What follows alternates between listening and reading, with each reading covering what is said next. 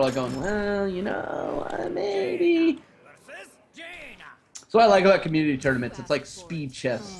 It is on. It's like boom, boom, boom, Understandable. boom, boom, boom, boom, boom. All right, so here we are back with this Cthulhu Mage, and that's a pretty decent opening hand.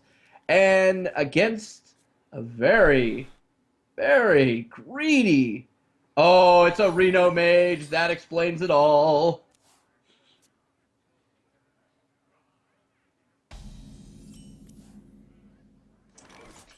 Alright, so typical Mana Worm definitely going to be coming down. We might actually see a turn 3 Twilight Elder. It's a solid body, really difficult to deal with.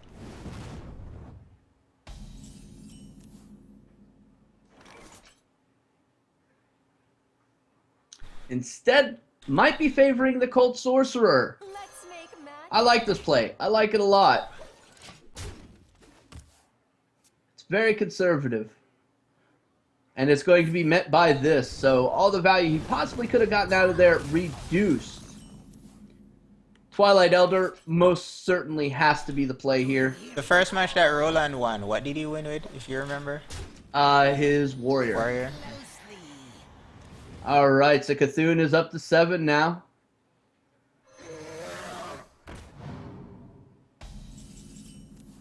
That's a really good answer for what he just played. Alright, so the couple options here, none of which are overly good. Goes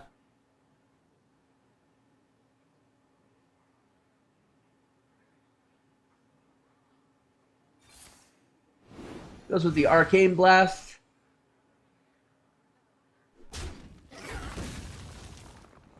This is probably the best tempo option he possibly could have gotten there. And he still gets to keep the 3-4, which is going to now pump Cthulhu up to 10, which means a lot of things are enabled. Twin Emperor Veclor is now enabled. Yep. Alright, stream is updated. Now to do the influx of messages.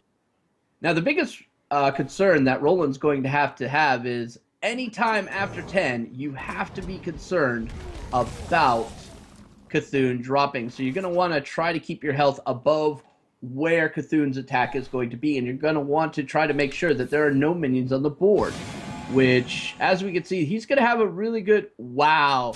Tome into Tome. Welcome to RNG Stone. Alright, so he's just going to go for the draw, build up his hand. Gets an Acidic Swamp Ooze and an Acolyte of Pain. He's going to ping trade, get rid of that Twilight Elder to kind of slow down what's going on in this board. And there's Cthulhu, ladies and gentlemen, in his hand, ready to pop when needed. Kind of feels really bad having to use a Blizzard here, so Kabbalist Tome makes a lot of sense. No, give me Overwatch. Everybody wants Overwatch. Do you know right now Overwatch is like the #1 watch game on Twitch? It's scary.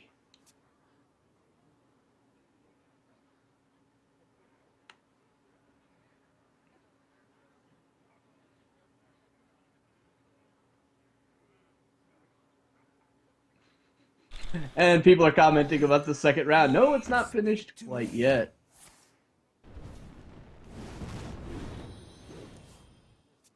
Alright, goes for the card draw, gets a nice little board sweeper, plays out the Acidic Swamp Ooze, which is pretty much useless for its effect in this matchup.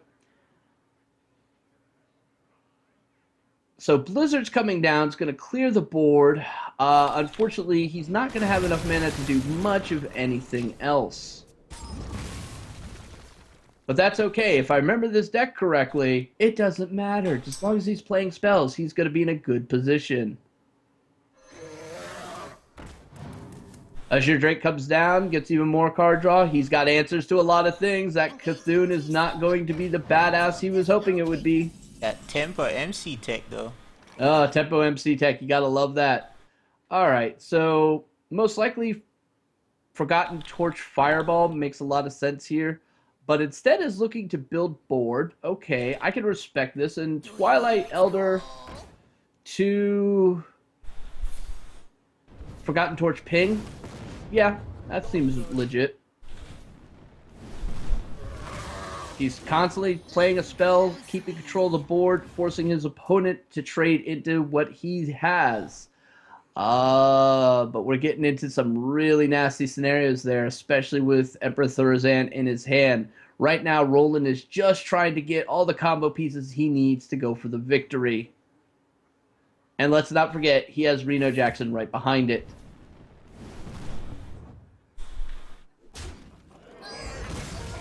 Of Ragnaros, I have the power.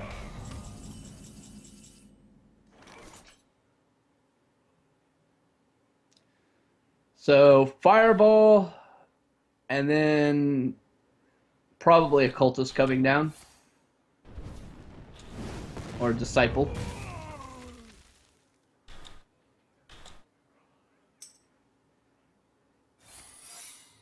He's opting to play the Spellbender. That's kind of interesting.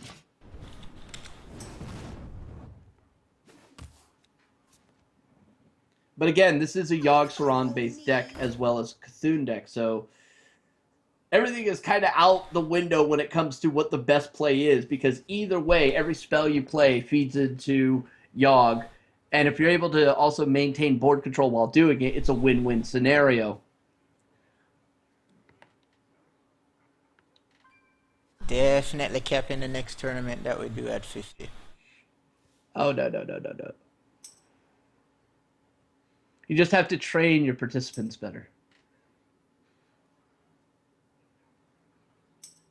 At least that way when we see the brackets, at least we know it won't be an influx of people who aren't here. Like, people checked in and then all of a sudden they're like, you know what, I don't feel like playing in a tournament. And they go off to play Overwatch. And you're like, thanks for the heads up. Get that.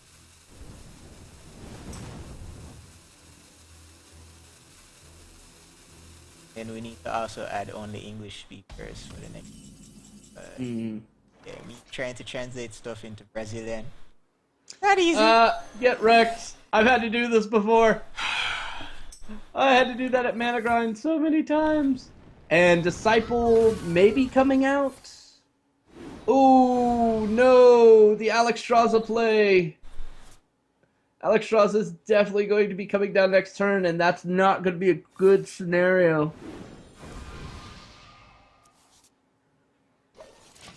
Just building it up.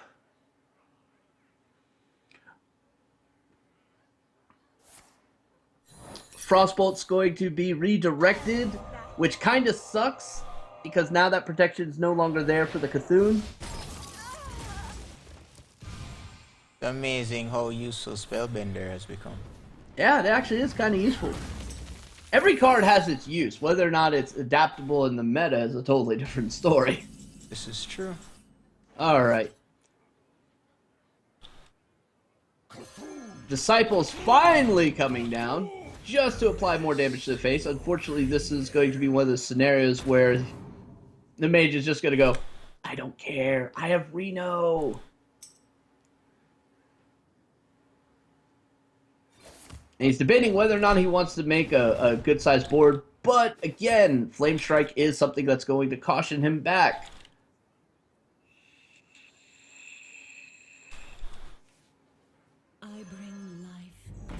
Alexstrasza is going to drop.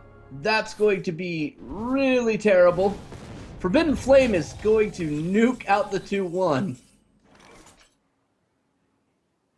Alright, so Polymorph Boar seems like a real good play right now.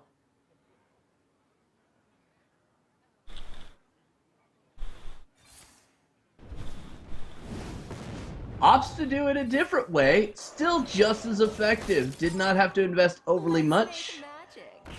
Little bit of a miscuing there. And that's gonna punish him a bit.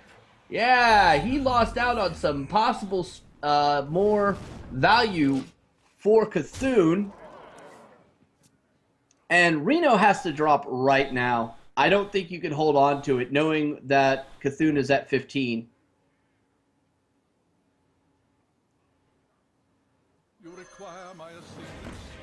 Oh, instead he's going to go with this play. This is a good play. He's gonna Aha! get the fireball. Boom.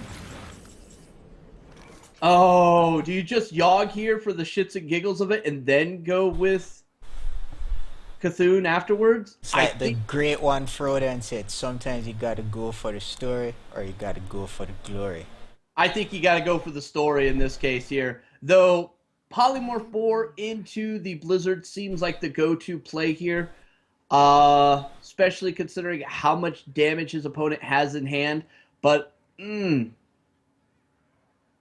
yeah. I mean, we have the perspective of seeing both sides, so we know that the better play would have actually have been to just slam the Yogg, but trying to eke out a little bit more value on the Cthulhu makes a lot of sense.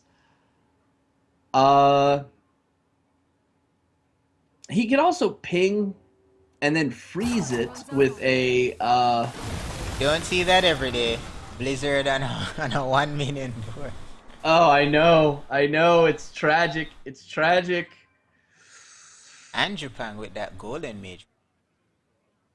The funny thing here is the moment he goes Cthulhu, it has the potential of popping the block and leaving him at just one life, which is where Reno is going to get so much value. So Yep. the fact is that he held off from popping that Reno shows a lot of discipline. A lot of people would have just clutched through the Reno. I would have clutched through the Reno, but it would have been wrong. So here comes the Here we Cthulhu. go.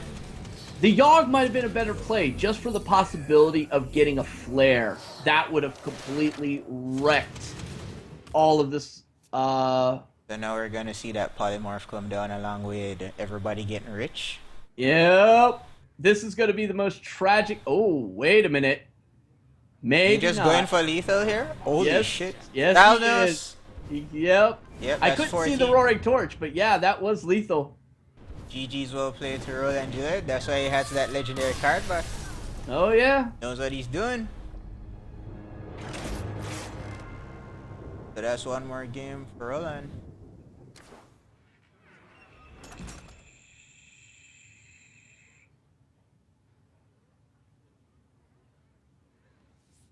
And he has now one with his mate.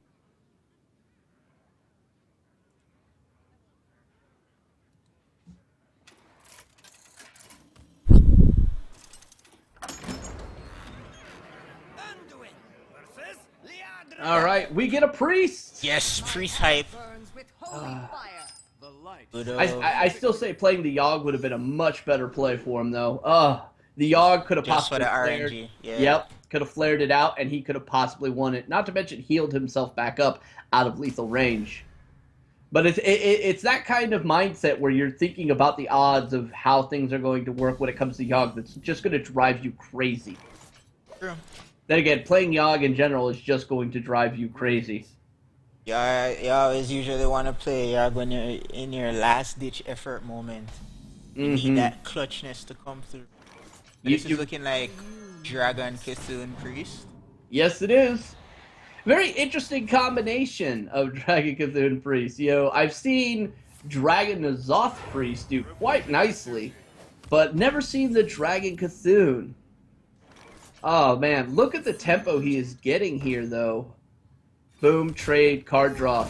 This is not something anybody wants to see, but Roland's like, I don't really give a damn.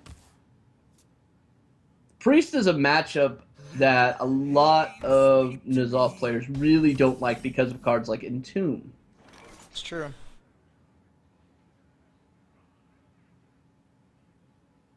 And he's going to just double down even more on the card draw. Got to respect it. He does open himself up to a little bit of counter plays by this. And there's the Cthulhu in hand.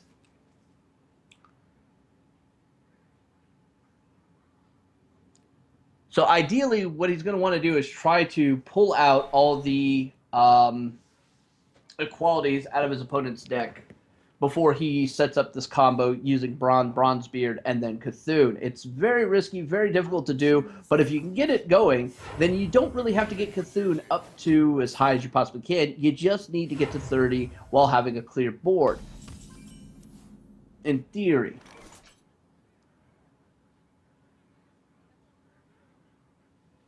Right, here we go. I was waiting for this to happen. Somebody's been reporting scores that they haven't played. That happens. You get used to it. I'm going to tell you right now, you get really used to it. So simple trade goes for the card draw, gets another dragon. Now the cool thing about any kind of dragon pre-synergy deck is it just can always have a good answer. And it forces paladins to play in a very unique sort of way to where they have to wait till there's enough value on the board for them to blow it. And the Outdoor Peacekeeper coming down now made a lot of sense.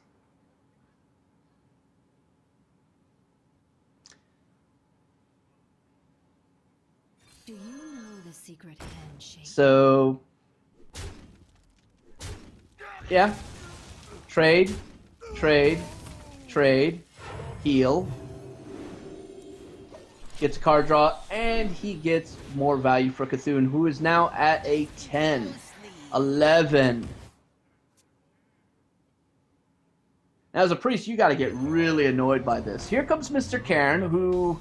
There's always a temptation to use Entomb on the first Death Rattle you see. However, this is probably going to be the one time I would say, yes, this is the one you want to use it on. Cairn and Tyrion are the two primary candidates you want to use Entomb on, just because you don't want those coming back. They're very difficult to deal with, no matter what deck you're playing. So if he's running 2 Entombs, then yes, Cairn, you're out. If he's running 1, you may want to hold off until Tyrion drops. So this tells me right here that he's running 2. Good for him. Probably going to play the Power Word Shield as well, just to continue adding cycle. He opts to pass, which is kind of interesting. I'm not going to fault him on it. It's not a bad choice, but it's a very interesting choice, to say the least.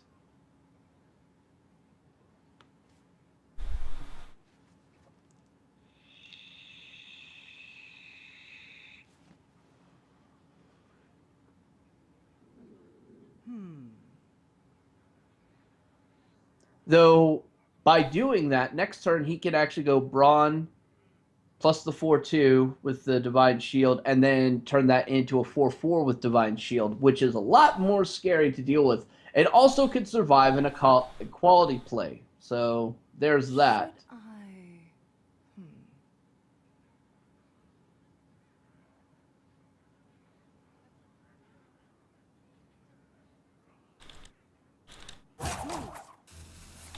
So here comes the equality. He's fully recognizing that the longer he leaves this on the board, the greater the Cthulhu is going to be, and the more likely it is he's not going to win. All right. Do you hear its call? And I'm pretty sure we're going to see a Twilight Guardian drop with a buff on it.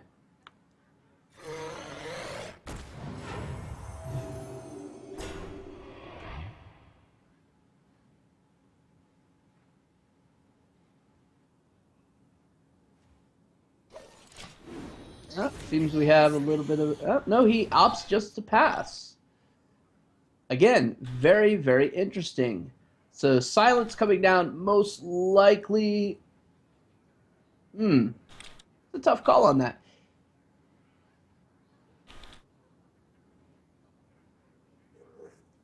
Tyrion is not a bad play. It actually goes towards the agenda that the Paladin is trying to go for, and that's where he's opting to go.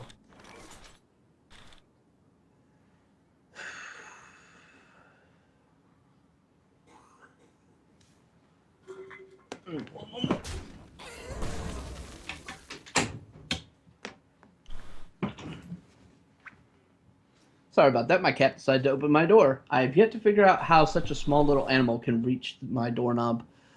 Who knows what secrets will uncover? I wield the power. Just gonna nuke this out. He's gonna hold on to the Shadow Word Death. I like this play. With one equality already gone, he's hedging his bets quite nicely.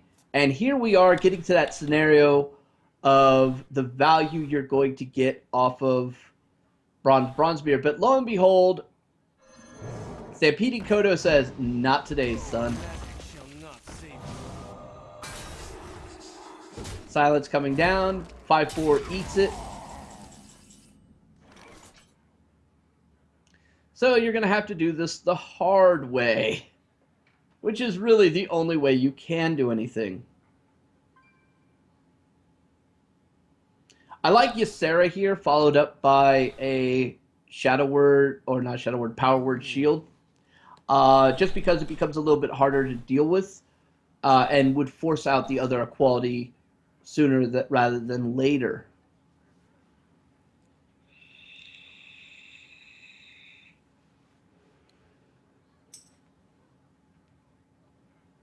Are you my master?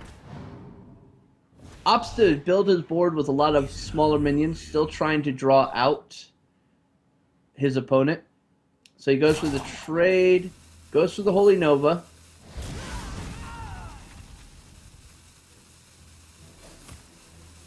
And heals it back up to a 2/6, still leaving him 1 mana floating left over, to which the Power Word Shields are not going to be used on.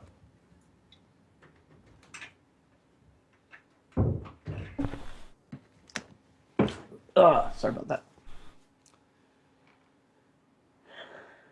Now, while it looks like the Priest is in a commanding lead here, never forget that Ragnaros the Light Lord is still in the hand, and N'Zoth is in the hand, plus there's Sylvanas. And Tyrion is already in the graveyard waiting to come back.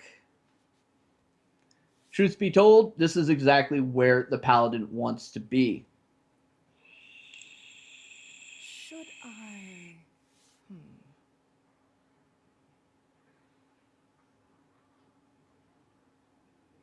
So most likely, what we're going to see here is Ragnaros the Light Lord.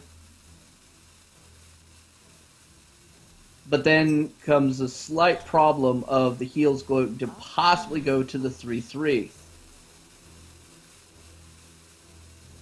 So instead he goes for the N'Zoth? No, you go for the Sylvanas. Alright. And then trade to get rid of that. Boom. And bring out a token. And brings out the Acidic Swamp Ooze, realizing that, hey, if N'Zoth or if Cthulhu does drop, I want to make sure I have a board that's going to block a lot of it.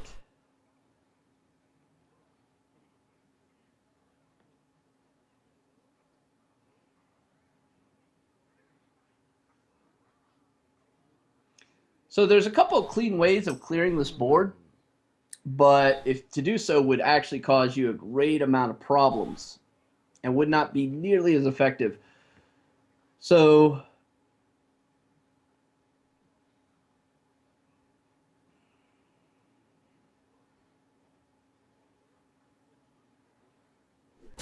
trade. Probably play the Azure Drake. Ooh, no. Opts to do this instead. This might come back to bite him quite nicely. And heals back face. He does clear the board, but now he's put a 6/6 with Divine Shield and a 5/5 that steals shit, ready to pop out again this turn. Combined with the 5/1 weapon he has in his hand, it's going to be a little difficult for him to deal with. Cthulhu can't even handle this. So Ragnaros, the Light Lord's going to come out, and it's a 50-50 chance that he's either going to heal the face or heal the 2/1. And the coin flip goes on to the Twilight Guardian. Shadow Word Pain's going to do some really good work here against the Twilight Guardian. Unfortunately, that still does not address one of the other bigger issues that there is, i.e. the Light Lord.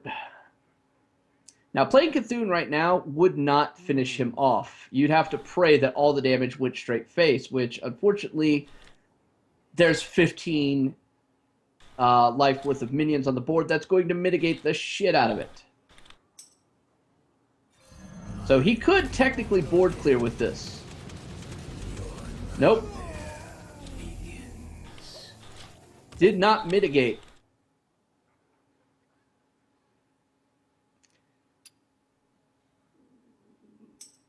So, humility coming down right now would negate Cthulhu quite nicely. But instead, we might actually see an equality play, thus to get rid of the 2-1.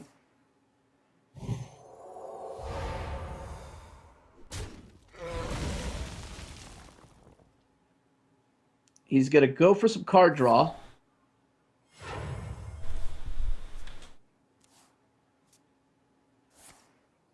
Gives himself a nice Forbidden Healing. Boom. And he's going to gain 8 more. He is now at 23 life. So That worked out pretty well.